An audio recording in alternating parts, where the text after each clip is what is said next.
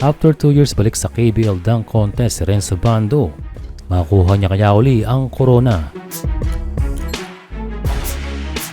Tumatak sa mga fans ang 2023 Slam Dunk Contest na kung saan ay nakilala itong ating kababayan na si Renz Abando at laban sa gampanan na Air Abando.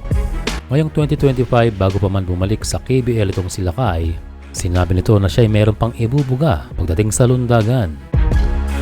Starting slow this season, inakala ng KBL na wala na ang dating bounce at skills nitong si Renz, pero after ilang games ay nakita na si Lakay pala ay nag-a-adjust pa.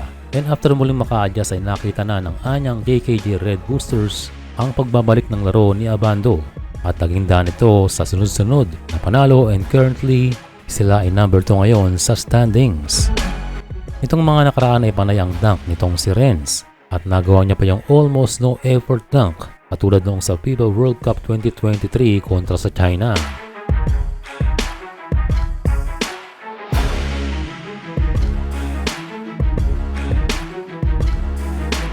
And so again, he's back sa dunk contest. And sa katunayan ay kailangan siya talaga dun dahil magbibigay ng excitement at buhay sa posibleng boring na dunk contest. Marami ngayon sa mga kasali ay mga Koreano na hindi naman talaga forte ang slam dunk. Kaya nandoon si Abando for entertainment and very possible na makuha niya muli ang pagiging dunk champion o ikalawang corona sa All-Star Game.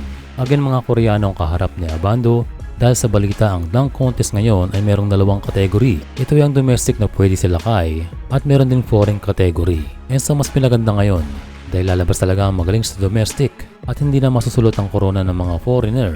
At tulad noon ang nangyari kay Justin Gutang na isang foreign player ang tumalo sa finals.